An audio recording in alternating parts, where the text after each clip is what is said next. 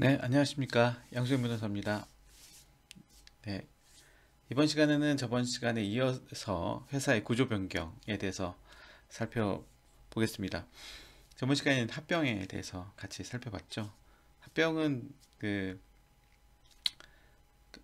포괄승계의 포괄승계 한 유형으로 비슷한 게 이제 상속하고 비슷하다는 거죠. 하나의 뭐 예를 들면 A라는 법인의 모든 그 권리, 의무, 자산들을 다 가져가는 거죠. 그래서 포괄적으로 가져가서 이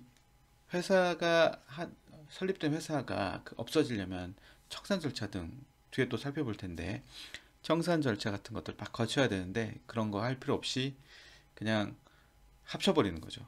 그래서 이제 그런 유용성이 있는 제도이고, 현실 세계에서도 음, 많이 일어나는 구조 변경 방법이죠. 아, 이번에는 이제 분할부터 이제 살펴볼 텐데요. 어, 지금 이제 계속 수업이 나가면서 이 온라인으로 나가면서 과제를 계속 제출을 받고 있습니다. 그래서 다들 충실하게 잘 써주시고 있고, 제가 이제 목차를 좀 구분해서 달아서 좀 해달라고 또 요구해서 또 그 요구사항에 맞춰갖고 다 잘 쓰시는데요. 제가 잘 쓰시지만 제가 조금 더 보충을 해드리면 좋을 것 같아서 한번 이런 과제나 앞으로 뭐 이렇게 그 어떤 간략한 보고서나 작성할 때 이렇게 맞춰갖고 하면 되게 좋을 것 같아서 그 부분 한번 간단하게 말씀을 드리고 수업 내용으로 들어가겠습니다. 예, 요거는 제가 그 박사학위 받기 전에 썼던 논문인데요.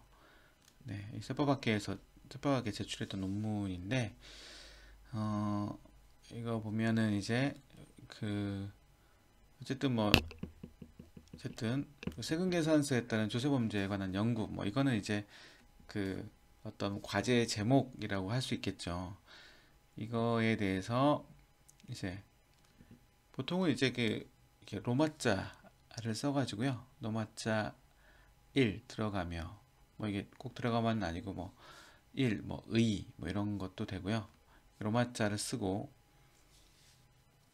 다음 뭐 이제 이것도 로마자인데, 그 다음에 이제 1, 아라비아 숫자 1 해서 세금계산서와 세금계산서 합계표, 그 다음에 이제 양 가로를 열어서 그 다음에 뭐 세금계산서 이렇게 나와서 그게 뭐고, 그러니까 아까 로마자 아라비아 숫자 1, 그 다음에 이제 가로를 2개 해주고, 이것도 마찬가지로 가로 2개가 있죠. 그 다음 이제 목차는 그러면 여기도 이제 아라비아 숫자 가로 이렇게, 다음은 이제 반가로 반가로로 나가죠. 네, 반가로까지 나가고 그 다음에 이제 뭐 1, 2, 3 이렇게 나갔는데, 그보다 이제 더 하위 목차가 나오게 되면 이제 이렇게 가로 해서 양가로 가로 나가는 게 더 좋은 것 같더라고요. 그래서 이런 순서로 목차 앞에 번호를 달 때 이렇게 로마자로 하고, 그 다음에 아라비아 숫자로 나가고, 그 다음에 아라비아 숫자의 가로를 양가로 반가로, 그 다음에 가 양가로 가, 그 다음에 뭐 반가로 가, 이런 식으로 이렇게 짝짝짝 목차를 잡아 나가면 좀 이렇게 보기에 좋거든요. 그리고 본인도 좀 정리가 되고 하기 때문에 목차 번호를 달 때 이렇게 참고하셔서 번호를 달면 좋을 겁니다. 그리고 또 이제 뭐 다른 방법, 본인들이 다른 방법도 있겠지만 목차를 이렇게 달아서 해 주시고요. 또 이제 이렇게 중간중간 이제 그림을 또 그리시는 분도 계신데, 그것도 굉장히 좋은 방법일 건데, 근데 이제 이런 이제 연습이니까 이제 그림도 뭐 답안지는 이런 때는 이제 그림으로 해서 이제 하는 방법도 좋은 방법이긴 하지만 이렇게 지금 정형화된 어떤 글들을 쓸 때는 그림보다는 이제 그 그림을 이제 풀어서 써주는 게 더 또 좋은 방법인 거죠. 그래서 예를 들면 뭐 강의라든지 이런 거 했을 때는 이제 그림을 그려서 해주는 게 훨씬 더 전달력이 좋겠지만 또 이제 이렇게 글로 풀어서 쓸 때는 또 글로 이렇게 잘 풀어서 써주시면 더 좋을 것 같아요. 네. 그래서 이 과제를 계속 제출받고 있어서 지금 이제 이런 목차들은 이렇게 한번 잡아보시는 것도 한 방법이다. 이렇게 알려드리려고 한번 이 논문을 목차만 한번 봤습니다. 예, 회사의 구조 변경을 그때 봤고요. 합병을 보면서 이제 합병은 이제 두 개 회사가 계약에 의해서 새로운 회사 설립, 요거 신설합병. 그 중에 한 회사가 다른 회사를 흡수, 흡수합병이죠. 그래서 소멸회사의 재산과 사원이 신설회사 또는 존속회사의 법정 절차에 따라 이전 수용된 효과를 가져오는 것이다. 해서 이제 아까 말씀드렸듯이 유형을 보면 이제 흡수합병, 신설합병이 있고 또 그 합병 결정 방법에 따라 간이합병, 소규모합병이 있다라고 말씀을 드렸죠. 기억을 되살려서 보면 간이합병이라는 거는 합병을 매우 간단한 절차를 거친다는 건데 결국은 회사의 주주총회를 거치지 않는다는 거죠. 이제 이사의 승인만으로 할 수 있는 제도를 간이합병이라고 하고요. 소규모 합병이라는 것은 어떤 회사 A가 소규모 회사 B를 흡수 합병하는 경우 존속하는 회사의 주주총회 대신 이사회 승인으로 할 수 있는 합병 제도. 이것도 이제 주주총회 결의 대신 소규모니까 주주총회 결의 대신에 이사회 승인을 할 수 있는 간이합병과 좀 유사한데 할 수 있는 회사들이 좀 다른 거죠. 예, 이런 것들이 있었고 절차가 중요하죠. 합병 계약을 체결하고 그에 대한 공시를 하고 또 합병 결의를 하고 채권자 보호 절차가 필요하죠.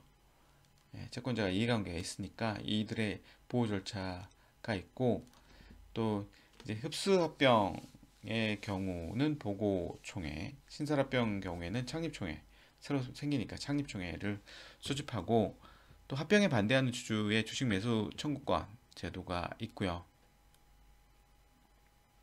합병 등기를 하게 됩니다. 합병 등기는 이 효력 발생 요건이기 때문에 합병의 모든 절차가 완료되었다 해도 합병 등기를 하지 않으면 합병 자체가 성립되지 않는 거죠. 그러니까 뭐 흡수합병이든 신설합병이든 어쨌든 새로운 회사가 만들어지니까 등기를 해야 되겠죠. 이에 대해서 등기를 해야지 이제 그게 완성이 되는 거죠. 합병의 효력이 중요하죠. 합병은 이 효력 때문에 하는 거죠. 흡수합병의 경우는 피흡수 회사는 청산 절차를 거치지 않고 이 청산 절차를 거치면 이제 복잡한 세금 문제라든지 절차들이 문제가 되는데 이러한 청산 절차를 거치지 않고 소멸하게 됩니다. 신설합병은 새로운 회사가 설립이 되죠. 이렇게 좀 중요한 합병의 효력인 거죠. 합병의 자유와 제한. 합병의 신설 행위가 원칙적으로 회사를 이제 새롭게 설립하는 행위가 자유죠. 회사는 누구든지 설립할 수 있죠. 근데 합병에 역시 법령에 제한이 없는 한 제한이 없습니다. 제한이 없죠. 법령상 그러니까 원칙적으로 제한이 없다는 거죠. 이 의미는. 네. 합병이 이제 합병 절차가 또 이해관계가 첨예하기 때문에 이 합병이 이제 하자가 있으면 이제 무효로 다툴 수 있고 무효 원인은 상법의 규정에 없지만 대체로는 뭐 주총결의 하자라든지 채권자 보호 절차 불이행 등이 무효 사유가 되고 판례는 합병 비율이 현저하게 불공정한 경우도 합병 무효의 소가 가능하다는 입장이라는 것까지 살펴봤죠. 판결의 효력도 보면 원고 승소 판결 확정된 경우 이제 합병 무효 판결이 확정된 때에는 본점과 지점의 소재지에서 존속회사는 변경 등기, 신설회사는 해산 등기, 이 회사가 없어지는 거죠. 소멸회사, 소멸됐던 회사는 회복 등기를 해야 되는 거죠. 네, 이제는 이제 여기까지는 합병이고요. 그 다음부터 이제 분할에 대해서 살펴보겠습니다. 분할. 이제 합병은 이제 합치는 거겠죠. 합병이란 느낌은 이제 그냥 단어 자체가 가지는 게 합병, 이제 합친다. 분할이라는 것은 원래 회사를 나누는 거죠. 그럼 어떻게 나누냐 이거죠. 회사가 크면 또 나눌 필요가 있기 때문에 분할이라는 것도 필요한 거죠. 회사의 분할이란 회사의 영업을 둘 이상 영업을 나누는 거죠. 둘 이상 분리하여 회사를 하나 신설하거나 다른 회사와 합병하는 것을 말합니다. 하나 신설하고 아니면 그 영업을 나눠서 이제 다른 회사 합병하는 것을 말하는데, 요거 또 한번 그림으로 한번 보겠습니다. 예, 분할은 이제 세 가지로 나눌 수 있습니다. 단순 분할이 있고요. 또 흡수 분할 합병이 있고요. 신설 분할 합병이 이렇게 있습니다. 한번 또 여기에도 그 합병처럼 이렇게 세금 문제가 나오는 이제 구조인데요. 요거 보기 전에 이제 단순 분할이 뭐냐? A 회사가 있습니다. 이제 A 회사를 뭐라고 하냐면 분할법인이라고 하고요. A 회사에서 갑사업부가 있고 을사업부가 있었는데 사업부를 분리하고 싶어요. 이게 여러 가지 이유가 있겠죠. 뭐 사업부가 커졌다든지 뭐 이렇게 또 나눠서 또 할 필요가 있다든지 해가지고 이제 어쨌든 분할을 하게 되면 사업부를 분리하게 되면 사업부를 이렇게 분리해가지고 이 을사업부를 이제 분리하는 거죠. 예를 들면 을사업부 분리해서 이제 을회사를 하나 만들 겁니다. 그래서 그러면 요 새로 만든 회사 이름은 분할신설범위라고 하고요. 기존에 이제 있었던 갑과 을사업부를 다 가지고 있었던 회사를 분할법인이라고 합니다. 그래서 사업부를 분리하는 이런 것을 단순 분할이라고 하고요. 그 다음에 이제 두 번째로 보면 흡수 분할 합병이 있는데, 이 마찬가지로 이제 A 회사 이제 분할법인이 갑사업부와 을사업부를 가지고 있어요. 근데 이제 사업부를 이제 나누고 싶어요. 그래서 이제 을사업부를 하나 이제 나눠 가지고 이제 B 회사랑 합치는 거죠. B 회사랑 합병해 버리는 거죠. 이 사업부를 B 회사 합병해 버리는 거죠. 이 B 회사를 분할법인의 상대방 법인, 이 분할법인의 상대방 법인 B 회사와 을사업부 이제 하나 사업부를 이제 합쳐가지고 B 회사를 만드는 거죠. 이 B 회사는 이제 을 회사가 포함되는 거죠. 이런 거를 흡수 분할 합병이라고 합니다. 그러니까 사업부를 분할했는데 흡수 합병되는 거죠. 분할 흡수 합병 이렇게 하면 더 나을 것 같은데. 예. 다음 이제 신설 분할 합병이 있습니다. 마찬가지로 A 분할 법인이 있는데 갑사업부, 을사업부 중에 이제 을사업부를 분리해 가지고 B 회사랑 합치는데 새롭게 회사를 을사업부와 B 회사 합쳐갖고 새로운 회사를 신설하는 거예요. 그래서 이 B 회사는 아까 흡수 분할 합병과 달리 B 회사를 뭐라고 하냐면 소멸한 분할 합병 법인의 상대방 법인이라고 합니다. 이제 소멸하는 거죠, 얘가. 그래서 을사업부와 B 회사를 합쳐가지고 C 회사를 만드는데 이 C 회사의 명칭을 분할 신설 법인이라고 합니다. 그래서 명칭이 좀 생소할 텐데요. 이런 명칭들을 한번 이제 자주 보면 좀 익숙해질 겁니다. 그래서 이런 분할은 이제 세 가지로 나눠서 볼 수 있다라고 이제 그림으로 봤고요. 그 합병과 분할의 그 그림에 대해서는 제 양변닷컴에다가 이제 올려놨으니까 필요하시면 다운받아서 보시면 될 것 같고요. 요 분할도 역시 보면 이제 요 내용을 보면 분할법인이죠. 분할법인 A가 이제 자산부채를 양도하고 또 양도 대가를 받죠. 양도해서 이제 분할 신설법인 B가 이제 이 자산부채를 양도 받는 거죠. 그리고 이제 기존에 이제 분할 법인에 주주가 있을 거잖아요. 주주에 이제 또 주식이 소멸하고 분할 대가를 이렇게 받는 구조. 이것도 이제 합병하고 유사한 구조이죠. 네, 이런 구조를 가지고 있습니다. 예, 그래서 아까 이제 그림을 좀 봤고요. 회사의 분할이란 회사의 아까 영업부를 둘 이상으로 분리하여 회사를 아주 신설하는 데든지 회사를 이제 예를 들면 을사업부를 어, 이제 분할해 가지고 을 회사를 만들다든지 아니면 뭐 B라는 회사랑 을 사업부를 합쳐갖고 합병하는 것을 말합니다. 회사가 분할되면 처음 회사는 소멸하거나 축소되고 A 회사의 주주는 A 회사의 권리금을 승계한 분할된 회사인 에, B의 주식을 취득하게 되는 거죠. 그러니까 자기 주식은 소멸하고 새로운 회사의 주식을 취득한 거죠. 여기는 잘못된 거고요. 분할 또는 분할합병으로 인하여 설립되는 회사 또는 존속하는 회사는 분할하는 회사의 권리 의무를 분할계획서 또는 분할합병계획서가 정하는 바에 따라서 승계한다고 규정하고 있습니다. 회사에 분할합병이 있는 경우에는 분할합병 계약서에 정하는 바에 따라 피분할 회사의 권리 의무는 사법상의 권리나 공법상의 관계에 불문하고 성질상 이전을 허용하지 않는 것을 제외하고는 분할합병으로 인하여 존속하는 회사에 포괄 승계됩니다. 합병과 마찬가지죠. 네, 여기 각주를 보면 상법은 주식회사에 대해서만 회사 분할자들을 인정하고 있습니다. 아까 유형을 보겠습니다. 아까 그림에서는 세 가지로 나왔지만 크게 보면 이제 단순 분할과 분할 합병인 거죠. 단순 분할이라는 것은 회사의 영업을 여러 개로 분할하고 한 개 또는 수개의 회사를 설립하는 것을 의미합니다. 이는 A를 해상과 청산하고 그 대신 A를 기초로 두 개 이상의 회사가 설립되도록 하거나 A는 그대로 존속하면서 A 영업 중 일부는 신설한 B 회사에 출자하는 것을 말하는 거죠. 예. 분할합병이라는 것은 회사의 영업을 분할해 신설되는 다른 회사에 합병시키는 것을 말합니다. 회사는 분할에 의하여 한 개 또는 수개의 회사를 설립함과 동시에 분할합병할 수 있습니다.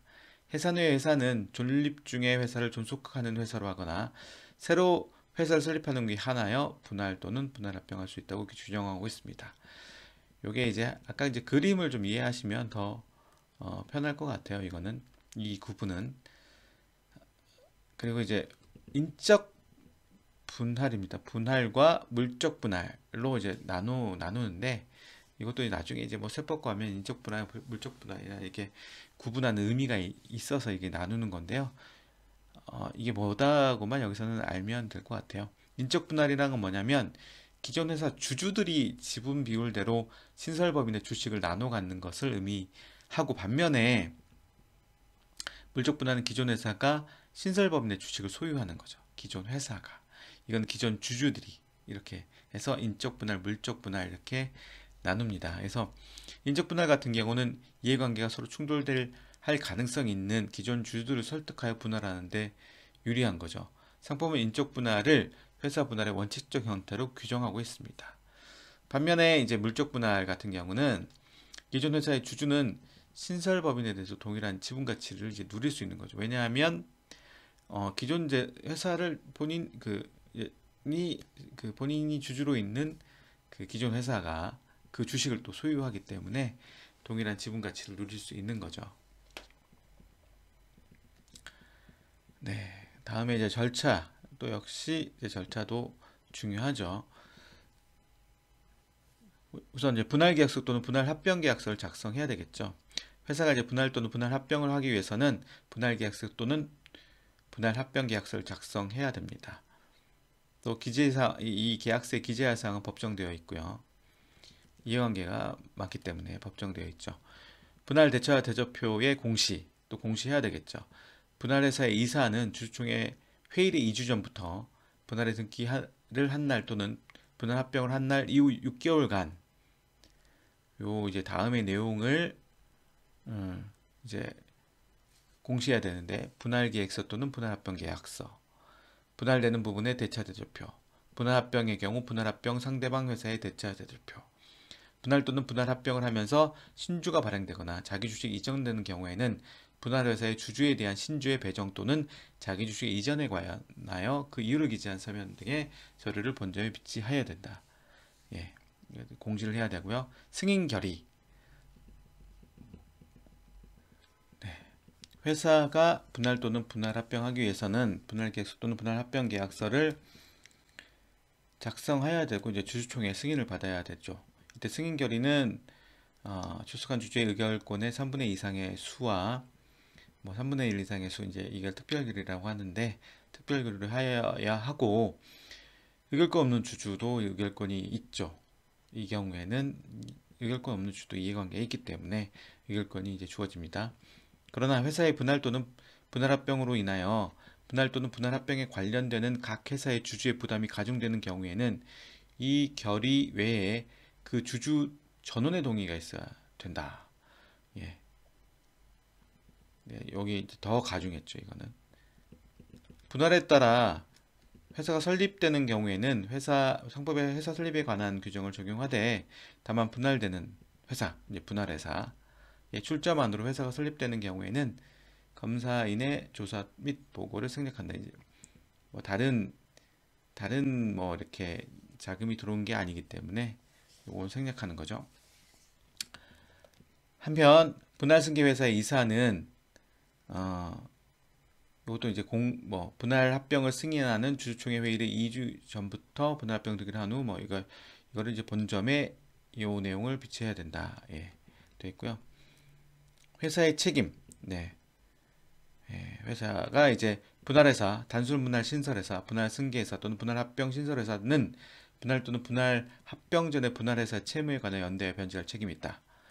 예, 그러겠죠. 이는 이제 회사 분할로 채무자의 책임재산의 변동이 생겨서 채권 회수에 불리한 영향을 받는 채권자를 보호하기 위해 부과된 법정 책임이다. 수혜회사와 분할 또는 분할 합병 전의 회사는 분할 또는 분할 합병 전의 회사의 채무에 대해 부진적 연대 책임을 진다. 이렇게 되어 있습니다.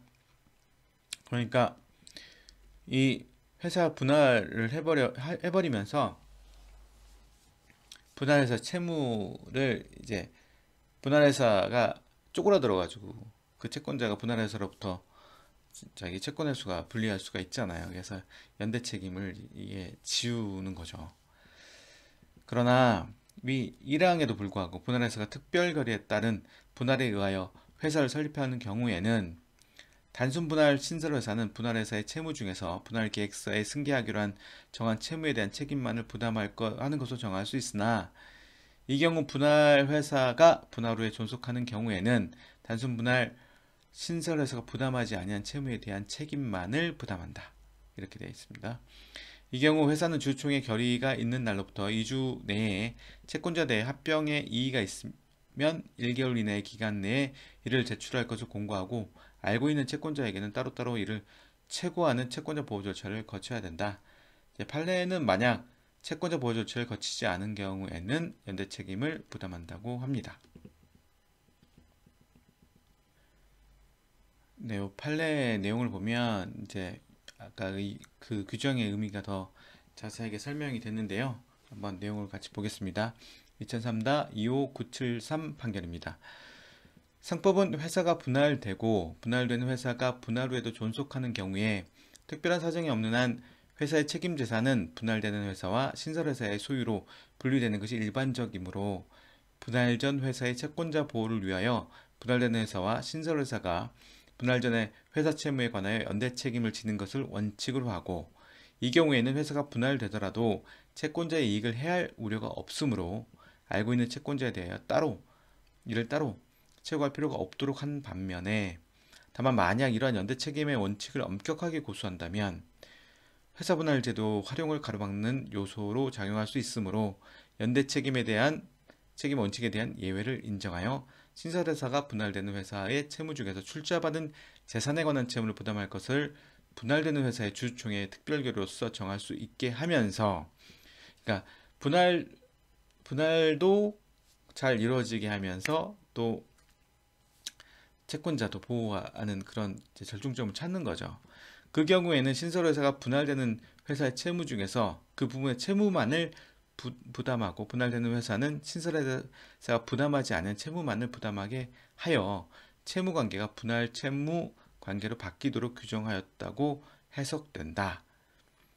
그러니까 이 경우가 분할 채무 관계는 그러니까 각자 나눠서 책임을 진다는 거죠.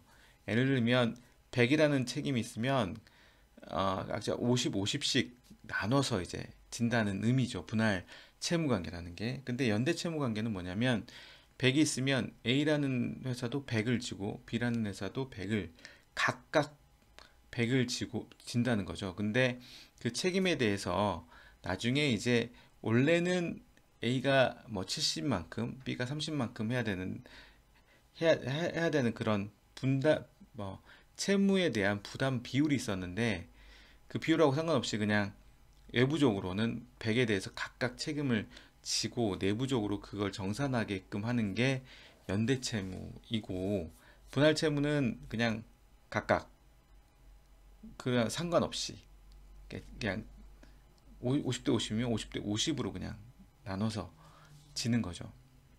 다시 한번 설명을 드리면 분할 채무랑 연대 채무는 차이가 뭐냐면 A라는 자와 B라는 자가 있으면 이제 100이라는 채무가 있다고 치면 A가 50만큼 지고 B가 50만큼 지면 되는 그러니까 제3자에 대해서 그 채권자에 대해서 A는 50, B는 50 각각 합치면 100이지만 각각 나눠서 예, 지면 되는 게 이제 분할 채무이고요.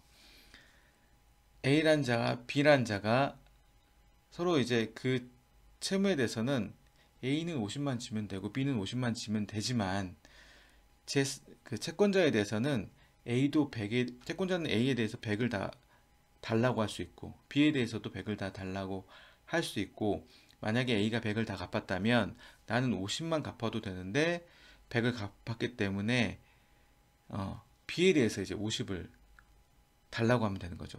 그러니까 채권자에 대해서는 내가 50만 지분이 있기 때문에 난 50만 너한테 주겠다라고 말을 못하고 100을 다 채권자한테 줘야 되는 거죠.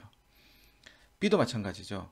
채권자가 이제 A나 B나 둘 중에 이제 아무나 달라고 할 수 있는데 A한테 달라고 했을 때 그렇고 이제 만약에 A한테 달라고 하지 않고 B한테 달라고 했을 때도 연대 채무를 지게 되면 B도 내가 50만큼만 내부적으로는 그 채무가 있지만 이 채권자한테는 100을 다 줘야 되고 100을 다 줬을 때 이제 A에 대해서 내가 50의 책임만 있는데 100을 다 줬기 때문에 그 나머지 부분에서 너가 달라고 이렇게 할 수 있는 관계 이게 연대 채무 관계고 이제 각각 나누고 그 이상을 채권자가 달라고 할 수 없는 관계가 이제 분할 채무 관계입니다.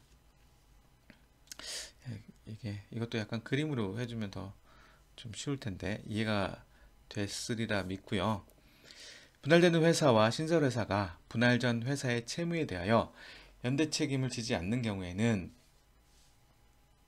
분할 채무를 지면 채무자의 책임재산의 변동이 생기게 되어 채권자의 이해관계에 중대한 영향을 미치겠죠. 채권자는 연대면 그냥 각각 100을 다 달라고 할 수 있는데 누구한테나 근데 그 이렇게 연대 책임을 지지 않으면 이제 분할해서 어느 쪽도 50만 달라고 해서 만약에 뭐 A가 돈이 없다 근데 B는 돈이 많다 했을 때도 A한테는 돈을 못 받고 B한테는 50만 받을 수밖에 없는 그 차이가 있죠. 연대 책임이라면 B한테도 그냥 돈 많은 B한테 다 받아버리고 니들끼리 알아서 해라 이렇게 할 수 있는 건데 이런 차이가 있죠. 그래서 채권자의 이해관계에 중대한 영향을 미치므로 채권자 보호를 위하여 분할된 회사가 알고 있는 채권자에게 개별적으로 이를 최고하도록 규정하고 있는 것이고 연대 책임을 지지 않으면 중대한 영향이 있다는 거죠. 그래서 최고해라. 따라서 분할된 회사와 신설회사의 채무관계가 분할 채무관계로 바뀌는 것은 분할된 회사가 자신이 알고 있는 채권자의 개별적인 최고 절차를 제대로 거쳤을 것을 요건으로 하는 것이라고 보아야 하며 만약 그러한 개별적인 최고를 누락한 경우에는 회사의 채권자에 대하여 분할 채무관계의 효력을 발생할 수 없고 원칙으로 돌아가서 신설회사와 분할된 회사가 연대하여 변제할 책임을 지게 되는 것이라고 해석하는 것이 옳다. 이거죠. 그래서 결국은 원칙적으로는 연대 책임을 지는데 예외적으로 주총 특별 결의로 이제 출처받은 재산에 관한 채무만을 부담할 것을 이렇게 하게 할 수 있는데 이 경우는 분할 채무 관계가 되도록 할 수 있다는 거죠. 주총 특별 결의. 근데 이 특별 결의에 의하더라도 채권자에게 이 채권자에게 채권자의 개별적인 채권 절차를 제대로 거쳐야 된다는 거죠. 채권자의 이해관계에 중대한 영향을 미치기 때문이죠. 네, 여기 판례 내용은 조금 어려운 내용인 것 같아서 요거는 나중에 더 한번 공부가 되면 그때 한번 보시면 될 것 같아요. 여기 뭐 시효중단 사유 뭐 이런 것들이 뭐 미치지 않고 뭐 이런 것들은 이제 민사에 나오는 문제들인데 이건 조금 복잡한 문제라서 이거는 설명을 생략하고 다음으로 넘어가겠습니다. 네, 효과 보겠습니다. 분할의 효과. 단순 분할 신설 회사, 분할 승계사 또는 분할 합병 신설 회사는 분할 회사의 권리 의무를 분할 계약서 또는 분할 합병 계약서에서 정하는 바에 따라 승계합니다. 무효해소, 합병 무효해소에 관한 규정을 준용하고 있습니다. 예, 지금까지 이제 분할에 대해서 봤습니다. 이제 다음으로 주식의 포괄적 교환을 보겠습니다. 예, 주식의 이제 포괄적 교환이라는 것은 이제 기존 회사 사이에 이제 계약에 따라 이제 어느 회사 A라는 회사의 주식은 주식 이전에 따라 설립되는 완전 모회사 B에게 이전하고 모회사 B에게 이전하고 A 회사 주주는 B 회사가 발행한 주식을 배정받아 주주가 되는 것을 의미하는데 이거는 이제 그 완전 모자 관계를 만드는 방법이죠. 절차를 한번 볼까요? 예.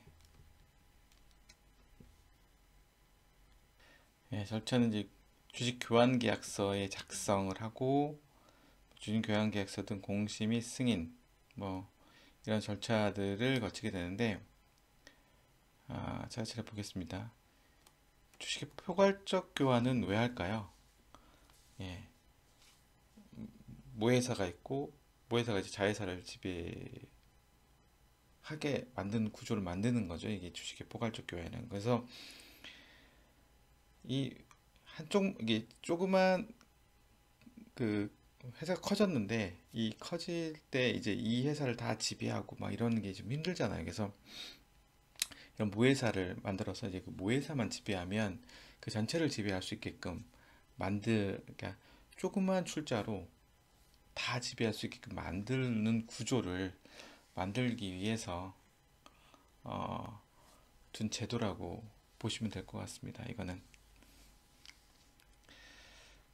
그래서 이제 이러한 이제 포괄적 교환을 하기 위해서는 주식 교환 계약서를 작성해야 됩니다. 주식의 포괄적 교환을 위해서 주식 이전을 하고자 하는 회사는 설립하는 완전 모회사의 정관 규정 등 법령에 정하는 사항을 적은 주식 이전 계약서를 작성하여 주총 특별 결의를 받아야 합니다.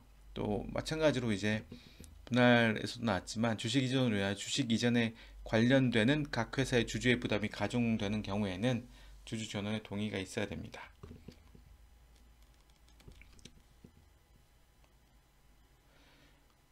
주식 교환 계약서 등 공시를 하고 또 승인을 받아야 됩니다. 해당 이사는 뭐 주식 이전 계약서 등 법령에 정한 서류를 회의 2주간 총 회의 2주간 전부터 주식 이전한 날 이후 6개월 경과한 날까지 본점에 비치해야 되고요.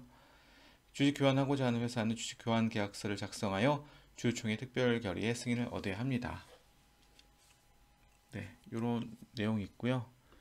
간이 주식 교환과 소규모 주식 교환인데요. 역시 이것도 이사의 결의로 승인을 하는 거죠. 간이 주식 교환이라는 것은 완전 좌회사가 된 회사의 총동의 총주주의 동의가 있거나 그 회사의 발행주 총수의 100분의 90% 이상을 완전 모회사가 되는 회사가 소유하고 있는 때에는 완전 자회사가 되는 회사의 주주총회 승인은 이사의 승인으로 가름할 수 있다. 예, 간이주식 교환이고요. 소규모 주식 교환. 완전 모회사가 되는 회사가 주식 교환을 하기 위하여 발행하는 신주 및 이전하는 자기 주식 총수가 그 회사의 발행 주식 총수의 100분의 10을 초과하지 아니하는 경우, 이 경우에는 그 회사에서 주식 교환 계약서의 승인을 위해 주총 결의는 이사회 결의로 가름할 수 있다. 이렇게 이제 규정을 두고 있고요.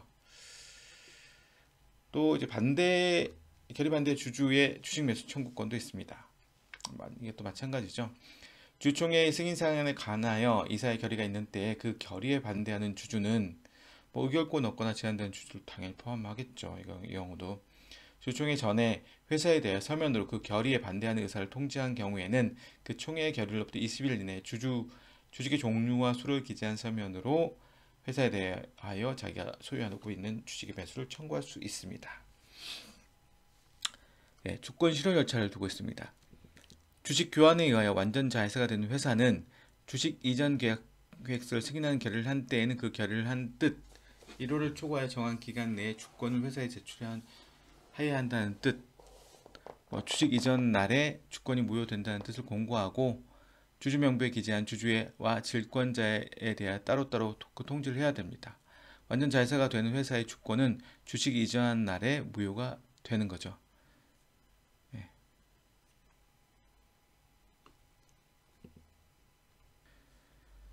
그래서 이제 그 자회사 주주는 이제 모회사의 주주가 되게 되는 거죠.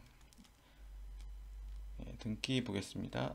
주식 교환은 이로 인한 변경 등기 신청서에 소정의 서류를 첨부하여 주식 교환으로 인한 변경 등기를 해야 되는 거죠.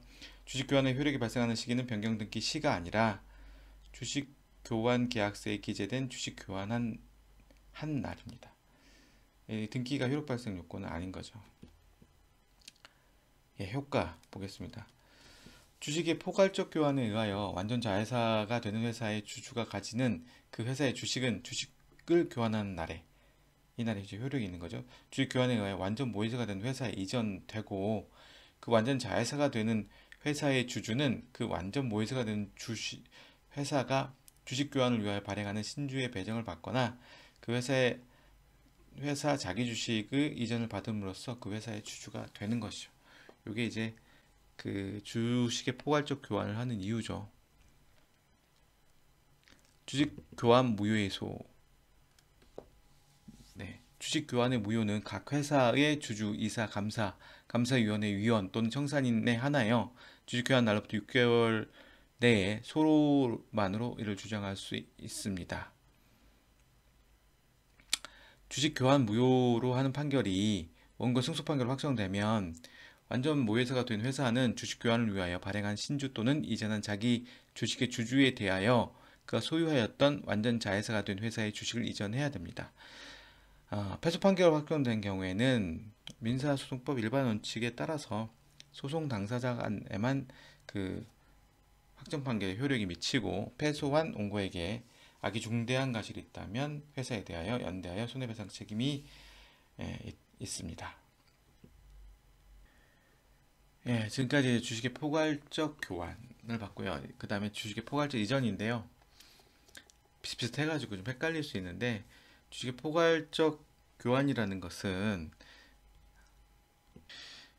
주식의 포괄적 교환이라는 것은 기존 회사 사이에서 이제 어느 회사가 모회사가 되고 어느 회사가 이제 자회사가 되는 건데 주식의 포괄적 이전은 그러니까 어떤 회사 스스로가 이제 자회사가 되고 지주회사를 하나 설립하는 게 주식 포괄적 이전입니다. 그래서 그 대등하게 교환을 해가지고 기존 회사가 교환을 해서 회사는 모회사를 만들고 자회사를 만든 거, 이게 주식의 포괄적 교환이고 어떤 회사가 자기가 스스로 자회사가 되고 지주회사를 만드는 것이 주식의 포괄적 이전입니다.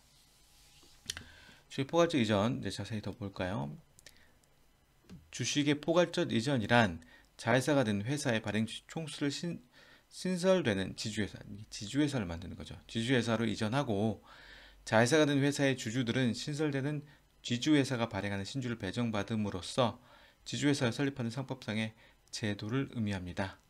이는 기존의 기업 그룹을 재편성하거나 공동 지주회사 설립을 위해서 이용되는 제도이죠. 절차는 또 뭐 유사합니다. 주식 이전 계획서 작성하고 승인을 받는 거죠. 주식을 이전하고자 하는 회사는 설립하는 완전 모회사의 정관 규정 등 법령이 정하는 사항을 적은 주식 이전 계획서를 작성해서 주총의 승인을 받아야 하고, 당연히 주총 특별 결의에 의하겠죠. 그리고 주식 이전으로 인하여 주식 이전에 관련되는 각 회사의 주주의 부담이 가중되는 경우에는 전원 동의가 있어야 되고요. 주식 이전 계획서 등 공시도 해야 되고요. 주권 실효 절차도 거쳐야 되는 거죠. 주식의 포괄적 교환과 마찬가지로 주식 이전에 의하여 완전 자회사가 되는 회사는 그 주식 이전 계획서를 승인하는 결의가 한 때는 그 결의를 한 뜻, 1호를 초과하여 정한 기간 내에 주권을 회사에 제출해야 한다는 뜻, 주식 이전 날에 주권이 무효된다는 뜻을 이걸 공고하고 주주정부에 기재된 주주와 질권자에 대해 따로따로 통지를 하는데, 이제 주권이 무효가 된다는 것을 이제 알리는 거죠. 등기해야 되겠죠. 주식 이전한 때에는 설립한 완전 모회사의 본점 소재인 2주 내에, 지점 소재지에서는 3주 내에 완전 모회사의 설립 등기를 해야 됩니다. 주식 이전은 이로 인하여 설립한 완전 모회사가 그 본점 소재지에서 설립 등기함으로써 그 효력이 발생하는 거죠. 효과: 주식 이전 날에 완전 자회사가 되는 회사의 종전 주권은 무효가 되고요. 완전 모회사가 성립한 때, 즉 설립 등기가 이루어지면 주식 이전에 효력이 발생합니다. 주식의 포괄적 이전에 따라 설립되는 완전 모회사의 자본금은 주식 이전 날에 완전 자회사가 되는 회사에 현존하는 순자산액에서 그 회사의 주주에게 제공할 금전 및 그 밖의 재산의 가액을 뺀 액을 초과하지 못하는 규정도 두고 있고요. 주식 이전 무효에서도 있습니다. 그래서 이것도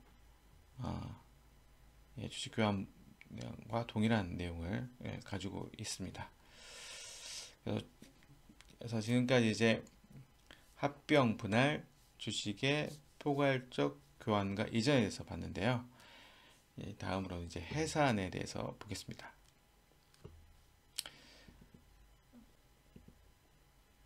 아까 그 뭐 합병이나 분할은 이런 청산 절차를 거치지 않고 이제 하나의 법인을 소멸시킬 수 있는 방법인데, 이제 그 해산 절차를 한번 보는 겁니다.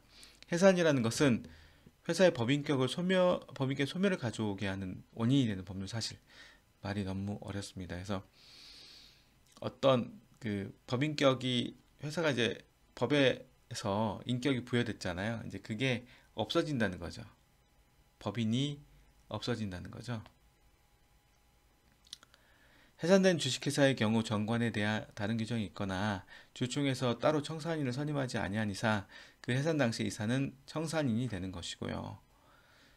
그러한 청산이 없는 때에는 이해관계인의 청구에 의하여 법원이 선임한 자가 청산인이 되며, 이러한 청산인만이 회사의 청산사무를 집행하고 대표하는 기관이 됩니다. 이런 절차를 한다고 해서 회사가 곧 권리 능력이 상실되는 것은 아니고, 뭐 사람처럼 바로 죽으면 권리 능력이 없어지는데 그런 게 아니고요. 해산 뒤에도 청산법인으로 남아 청산의 목적 범위 내에서 존속하죠. 회사가 청산이 끝나야지 이제 법인격이 소멸되는 것입니다. 회사는 해산 뒤에도 청산법인이 되어 청산 목적 내에서 존속하므로 주주는 주총 결의에 참여할 수 있을 뿐더러 자녀재산 분배 청구권 및 청사인의 해임 청구권이 있고, 한편 해산 당시 이사는 정관에 다른 규정이 있거나 주총에서 따로 청산을 선임하지 아니하는 경우에 당연히 청산인이 되고, 해산 당시 또는 그 후에 임기가 만료되더라도 새로 청산이 선임되어 취임될 때까지 청산인으로서 권리 의무를 가지게 되는 것이죠. 그래서 이제 해산되더라도 청산의 범위 내에서는 권리 능력이 유지되기 때문에 그에 따라서 일정한 그 주주나 이사들의 일정한 효과들이 있는 거죠. 다 이해관계들 때문에 해산으로 바로 권리 능력이 없게 만들진 않는 거죠. 이해관계의 그런 그 뭐 권리나 의무 것들을 다 정리하고 이제 소멸시키는 거죠. 사람은 그렇게 못 하잖아요. 사람은 못 하는데 사람은 이제 그 사망하게 되면 이제 바로 권리 능력이 얻게 되는데 법인은 이제 청산 절차가 남아 있는 거죠. 주식회사의 해산 사유를 보면 존립기간이 만료, 또 이제 정관에 이제 해산하겠다 이런 경우 해산하겠다고 난 그런 사유가 발생한 경우, 뭐 합병 파산도 뭐 해산 사유죠. 없어지는 그러니까 근데 얘네들은 이제 합병 같은 경우는 그 청산 절차 거치지 않죠. 파산되거나 법원의 명령 또는 판결이 있거나 분할 합병 뭐 이것도 역시 해산 사유고요. 주총 결의 등이 포함되는데, 주식회사 같은 경우는 1인 회사도 가능하기 때문에 이 인적회사인 합력합작회사 같은 경우는 사원이 1인이 되면 이제 해산 사유가 되는데, 주식회사는 그게 아니죠. 결의. 주식회사의 해산 결의는 출석한 주주의 의결권의 3분의 2 이상의 수와 발행 주식 총수의 3분의 1의 수, 특별 결의라는 거죠. 로서 해야 된다.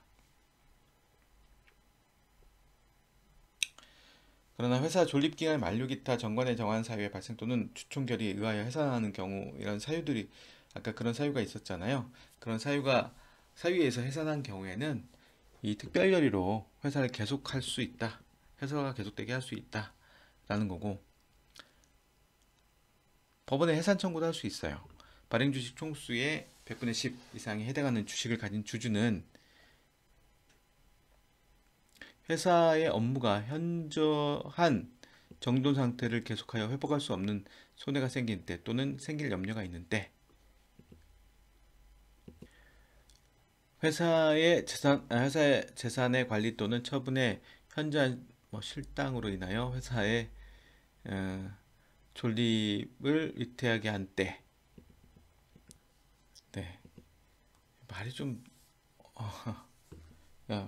회사의 재산 관리 또는 처분에 현저한 실당으로 인하여 회사 존립 위태하게 한 때, 네, 해당 회사의 해산을 법원에 청구할 수 있다 이렇게 되는데, 여기도 좀 말이 어렵죠. 현저한 정돈 상태를 계속하여 회복할 수 없는 정돈된 상태를 잘 쓰지 않는 것 같은데, 여기 실당이 뭐냐 찾아보니까 뭐 이치에 맞지 않냐고 당연한 도리 어그러짐 뭐 이런 건데, 뭐 아무튼 뭐가 이치에 맞지 않아서, 현저하게 맞지 않아 가지고 회사의 존립이 위태롭게 한 때에는 해당 회사의 해산을 법원에 청구할 수 있다. 네, 이 말을 개선할 필요가 있는 것 같아요. 이거는 지금 세법 같은 경우는 너무 어려운 말들이 많아가지고 그 세법 뭐 새로 쓰기 해가지고 기재부에서 좀 새로 많이 써놨는데, 법이 이 법학이 이제 꼭 뭐 한글 그 국어에 맞춰갖고 할 필요는 없는데, 그러면 또 의미가 너무 그 이상해질 수도 있어서, 그런데 이제 이런 단어들 같은 경우는 뭐 개선해도 될 단어 같아요. 이런 것들은. 예. 판례는 이사와 이사, 주주와 주주가 대립하고 있어 회사 운영이 잘 안 되는 경우에 해산 사유라고 봤네요. 네.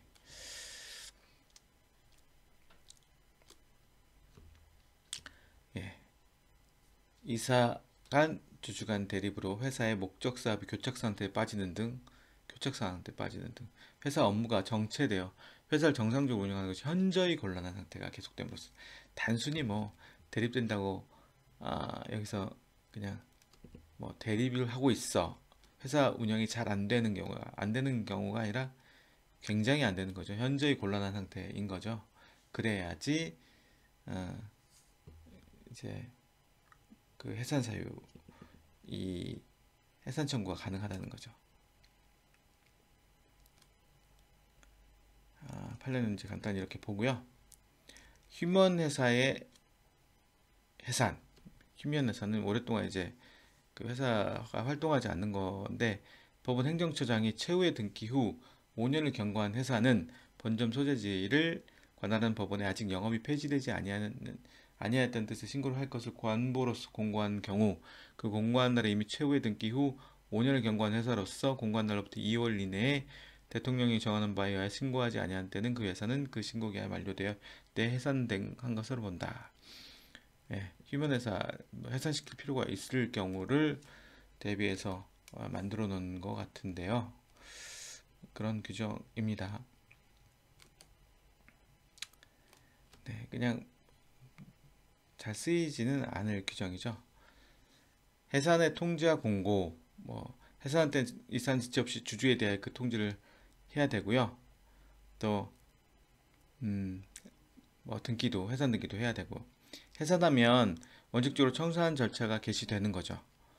네, 청산 절차에서 이제 청산을 다 하는 거죠. 근데 우리가 배웠던 합병과 분할, 파산도 마찬가지인데 합병과 분할은 청산 절차로가 개시되지 않죠. 이거는 이제 합병에 관한 규정에 따라서 분할에 따른 규정에 따라서 하면 되는 거고 파산도 채무자배상법에 따라서 따로 절차가 규정되어 있습니다. 그래서 그에 따라 하면 되기 때문에 청산 절차가 개시되지는 않죠. 여기 합병은 이제 권리 의무가 포괄적으로 승계되고 파산은 특별법상 파산 절차로 넘어가고 분할은 분할 신설회사, 분할 승계회사, 분할 합병회사가 채무에 대해 연대 책임지기 때문에 청산 절차가 개시되지 않는 거죠. 개시될 필요가 없는 거죠. 해산 등기, 네, 해산 등기를 하는 거죠. 청산, 이제 청산으로 넘어갑니다. 청산이라는 것은 회사가 합병, 분할 합병 또는 파산 이외의 사유로 해산한 경우, 그쵸? 아까 봤던 이것들은 이제 청산 절차를 거치지 않는 거기 때문에 이 이외의 사유로 해산한 경우에 해당 회사의 모든 법률 관계를 종료시키고 재산 관계를 정리하여 이를 분배함을 목적으로 하는 절차죠. 이게 그동안 회사가 갖고 있던 이 법률 관계를 없애고 회사가 가지고 있던 재산을 정리하는 절차인 거죠.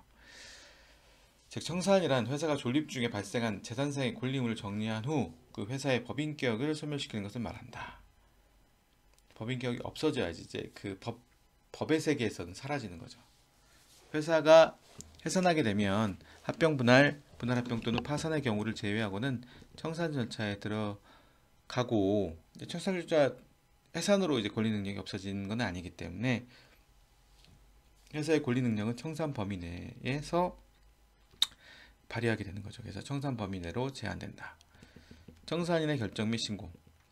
청산인이 필요한 거죠. 청산을 어쨌든 누가 맡아서 해야 되니까 청산인이 필요한데 청산인이라는 것은 청산 절차에서 청산 사무를 집행하고 법에 따라 청산 중에 회사를 대표하는 자를 말한다.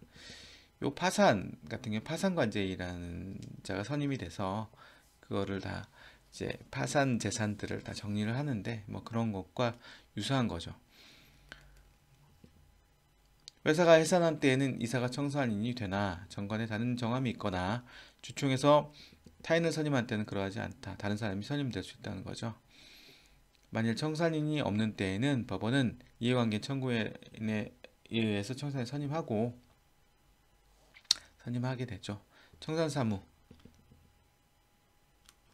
청산인은 취임한 후 지체 없이 회사의 재산 상태를 조사해서 파산의 경우도 마찬가지인데요. 이렇게 재산 상태를 다 조사해서 재산 목록과 대차제도표를 작성하기를 주총에 제출하여 그 승인을 받아야 하며 청산인 전항의 승인을 얻은 후 지체 없이 재산 목록과 대차제도표를 법원에 제출해야 됩니다. 청산인은 정기 총회일로부터 4주간 전에 대차제도표 및 그 부속 명세서와 사무 보고서를 작성하 감사에게 제출하여야 하며 감사는 정기 총회일로부터 1주간 전에 1항의 서류에 관한 감사 보고서를 청산인에게 제출하여야 한다. 청산인은 총회 회일에 1주간 전에 재무제표와 감사 보고서를 본점에 비치하여야 하며 청산인 대체제표와 사무 보고서를 정기총회에 제출해 승인을 요구하여야 한다. 이런 청산 사무를 해야 되는 거죠. 또 이제 청산 절차가 있습니다.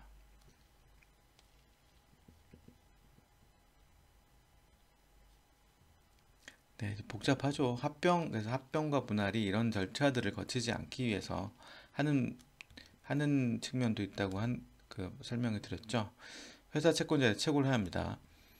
청사인은 취임한 날부터 2월 내에 회사 채권자에 대해 일정한 기간 내에 그 채권을 신고할 것과 그 기간 내에 신고하지 아니하면 청산에서 제외될 뜻을 2회 이상 공고로서 최고하여야 하며 그 기간은 2월 이상이어야 된다. 청사인은 알고 있는 채권자에 대하여 각별로 그 채권의 신고를 최고하여야 하며 그 채권자가 신고하지 아니한 경우에는 이를 청산에서 제외하지 못한다. 네. 채권 기간 내의 변제, 채권 신고 기간 내의 변제. 청산인은 회사 채권자의 최고의 신고 기간 내에는 채권자에 대해 변제를 하지 못하나 회사는 그 변제의 지연으로 인한 손해배상 책임을 면하지 못합니다.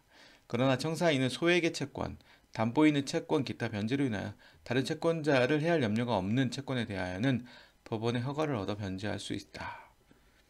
채권 신고 기간 내에 변제시키면 안 되는 거죠. 누구는 이득을 보고 누구는 손해를 보게 만들면 안 되기 때문에 둔 조항이죠. 자녀 재산의 분배. 자녀 재산은 각 주주가 가진 주식의 수에 따라 주주에게 분배하여야 한다. 종류 주식의 경우에는 적용되지 않는다. 한편 신고기간 내에 채권 신고를 하지 않아 청산에서 제외된 채권자는 분배되지 아니한 자녀 재산에 대해서만 변제를 청구할 수 있다. 채권 신고하지 않으면 이제 분배 다 받고 나서 나머지에 대해서만 변제를 청구할 수 있고 일부 주주에 대하여 재산의 분배를 한 경우에는 그와 동일한 비율로 다른 주주에게 분배할 재산은 전항의 자녀 재산을 공제한다. 네, 이것도 이제 그 형평을 맞추기 위해서 둔 규정이죠. 청사인의 해임. 청사인은 법원이 선임한 경우 외에는 언제든지 주총결의로 이를 해임할 수 있으며 그 업무를 집행함에 현저하게 부적임하거나 중대한 임무에 위배한 행위가 있는 때에는 발행주식 총수의 100분의 3 이상에 해당하는 주식을 가진 주주는 법원에 그 청사인의 해임을 청구할 수 있습니다. 청산의 종결. 청산삼과 종결한 때에는 청산인 지체 없이 결산보고서를 작성하고 이를 주주총회에 제출해 승인을 얻어야 합니다. 이와 같은 승인이 있는 때에는 회사는 청산인에 대하여 그 책임을 해제한 것으로 보지만 부정행위에 대해서는 그러하지 않죠. 이런 규정은 계속 있죠. 회사의 권리능력이 소멸하는 것은 이러한 청산사무가 종결된 때이고 등기시가 아닌 거죠. 이 권리 능력을 없애는 데에는 등기가 필요 없는 거고 사실상 종결된 때 청산사무가 종결된 때 권리 능력이 소멸되는 것이죠. 서류의 보전. 회사의 장부 기타 영업과 청산에 관한 중요한 서류는 법전 소재지에서 청산 종결 등기를 한 후 10년간 이를 보존하여야 하나 전표 또는 이와 유사한 서류는 5년간 이를 보존해야 됩니다. 네, 그래서 이제 해상과 청산에 대해서 봤습니다. 회사의 구조 변경도 역시 이제 중요한 내용이고 또 뭐 가끔 이제 경제신문이나 이런 데서도 보는 내용이기 때문에 이 간략하게 이제 개괄적인 내용만 봤었는데 이 부분도 한번 관심을 가지고 보시면 좋을 것 같습니다. 네, 지금까지 이제 회사의 구조 변경에 대해서 살펴봤는데요.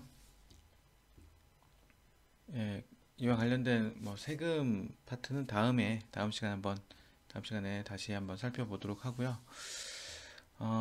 끝으로 제가 여기 세법 이제 공부하시고 하면 이제 법령도 찾아보고 해야 되는데 많이들 알고 계시겠지만 이제 법령 찾고 이제 법은 이제 네이버 이런 데서 이제 예를 들면 뭐 국세기본법 하면 나오잖아요.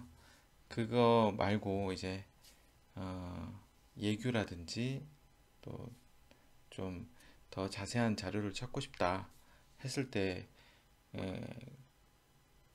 가볼 수 있는 사이트 한번 알려드릴게요. 국세법령정보 시스템, 국세청에서 운영하는 사이트인데요. 여기 국제법령정보 시스템 들어가면 이제 법령, 뭐 조약 이런 것도 다 나와 있습니다. 판례도 세법에 관한 판례들 검색을 쭉 할 수 있고요. 이렇게 잘 나와 있습니다. 이게 대법원의 그 종합 법률 정보보다 여기가 더 좀 나은 것 같아요. 그래서 그 제가 이제 청했을 때도 이제 이거 관리하는 부서에 있었는데 요 판례라든지 아니면은 그 예규라든지 이런 것들을 잘 관리된 데거든요. 국제법령정보 시스템. 그래서 법령 같은 경우도 보면 세법령들을 여기다 모아놨는데요. 국세기문법 한번 보면 이제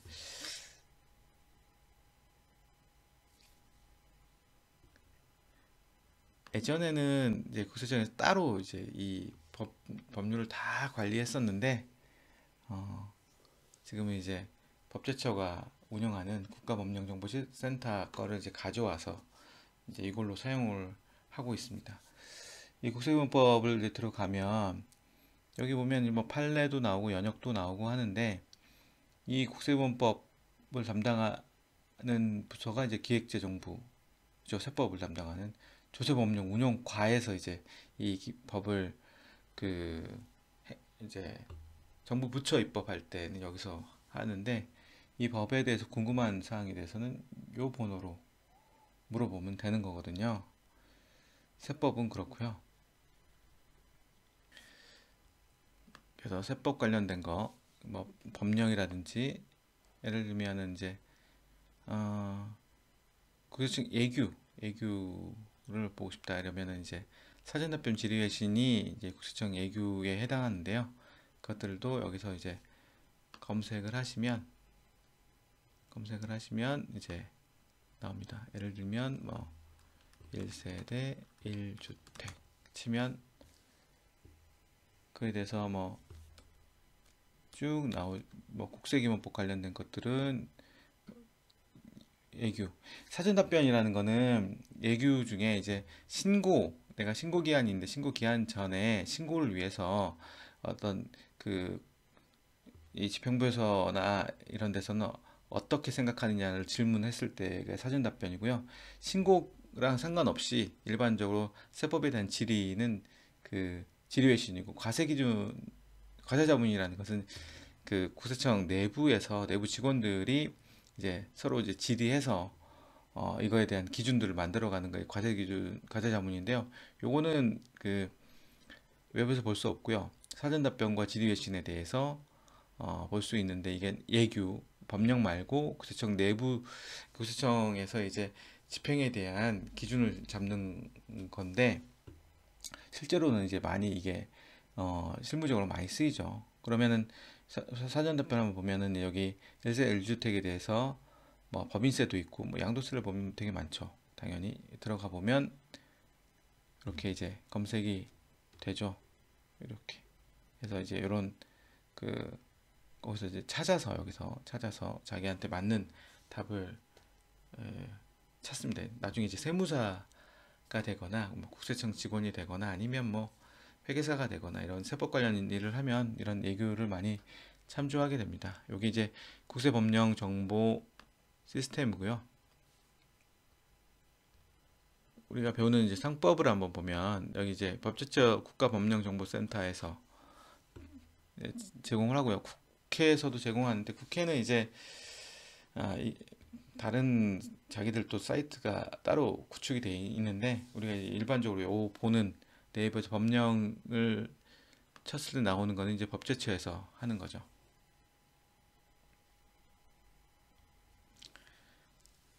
예, 상법에 대해서 이제 들어가 보면 여기는 이제 법무부가 상법 관할을 하고 있어요. 그래서 법무부에서 상사법무과에서 하고 있습니다. 그래서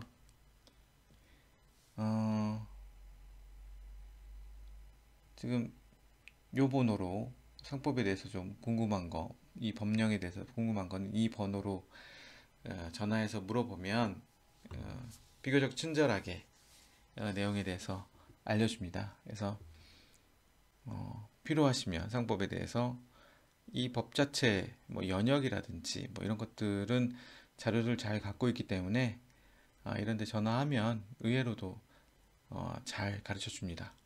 네.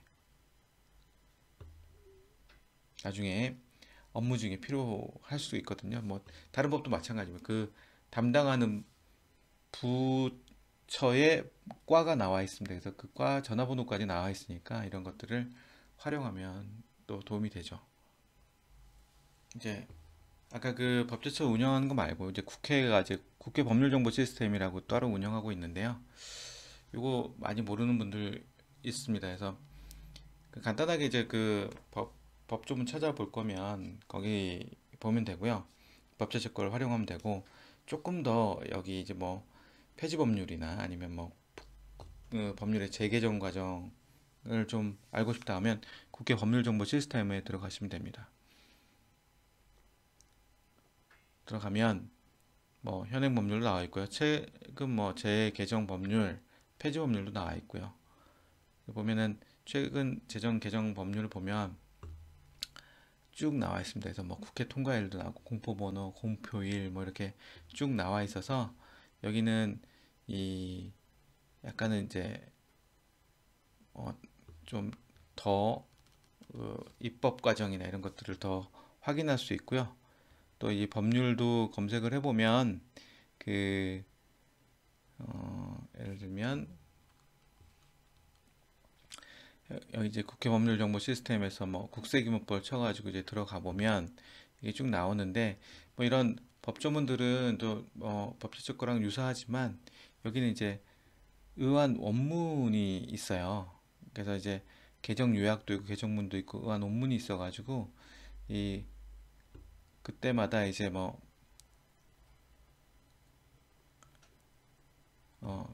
이런 개정 뭐 국세법 개정 법률 대안 뭐 해가지고 이런 발의자는 누구고 또 대안제 뭐 이런 식으로 그 입법 과정들이 나와 있어서 나중에 이제 본격적으로 이런 업무를 이제 법을 다루는 업무를 하게 되면 이런 자료들도 굉장히 검색해 보면 유용한 자료가 됩니다.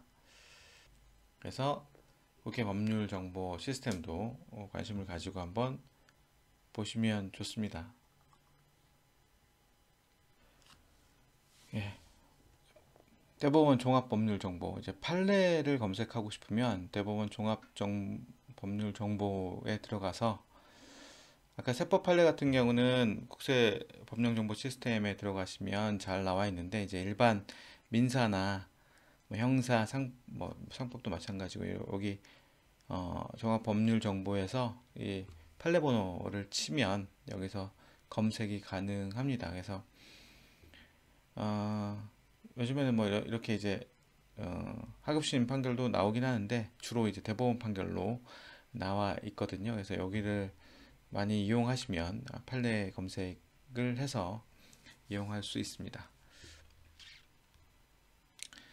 네, 이런 그 이제 검색하는 것들이 내가 언제 뭐 이런 것 쓰겠어 하지만 어, 언제든지 이런 데 들어가서 좀 찾아보고 또 법을 공부하고 하는 사람이기 때문에 뭐 주변에 이제 뭐 이런 법률적인 뭐 조언을 한다거나 이럴 필요가 있어요. 근데 의외로 이런 곳에 정보들이 꽤 많이 있거든요. 그래서 이런 것들을 잘 활용하면 네, 또 여러모로 도움이 많이 되기 때문에 구세청의 뭐 법률정보 시스템 같은 거, 또 국회 그 법률의 입법 과정이 나와 있는 것들도 한번 확인을 해보시고요. 한번 들어가서 한번 살펴보세요. 되게 다양한 것들이 많이 제공이 되고 있고 대법원 판례 같은 경우 대법원 종합법률정보 시스템 들어가서 한번 확인해 보시면 한번 이렇게 학생 때 이런 것들을 좀 확인해 보시면 이런 것들이 있구나. 또 다 우리 세금으로 이루어진 것들이잖아요. 그래서 이런 것들을 어, 주인 의식을 가지고 아무튼 내가 충분히 활용했을 때 어, 학생 때야 뭐 세금을 안 낼 수도 있지만 지금 직장 다니는 분들은 세금을 내겠지만 다 내 돈, 이 나중에 보면 내 돈이 다 이런 데 쓰이는 거니까 충분히 본인들이 활용을 하면 아깝지 않은 거죠. 아깝지 않게 잘 활용을 하셨으면 하는 마음에서 이제 수업에 이런 사이트 한번 소개를 시켜 드렸습니다. 네, 이번 시간은 이제 이걸로 마치고요. 다음 시간에는 이 회사의 구조 변경에 못다한 이제 세금 파트 하고요. 마지막 장을 나가고 그 이후 남는 시간들은 그동안의 회사법 내용들을 또 간략하게 정리를 하는 시간들을 갖도록 하겠습니다. 네, 이상으로 들어주셔서 감사합니다. 네, 감사합니다.